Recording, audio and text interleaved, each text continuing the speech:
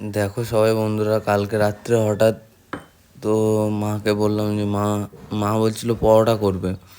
আমি বললাম ঠিক আছে বাদ দাও, কারণ মায়ের শরীর খারাপ। মাকে বললাম তাহলে তুমি এক কাজ করো, পাস্তাই করো। তো পাস্তাই খাওয়া হলো। তারপরে করা হলো। দেখো, গাজর, ক্যাপসিকাম আর আদা আর মানে গরম মশলা না, ওটা কি, 5 ফোড়ন, মানে গোটা গরম মশলা। তো দেখো, রেডি হয়েই গেছে প্রায়। ঠিক আছে, এবার নাড়াচাড়া করে আর কি নামিয়ে দেবো।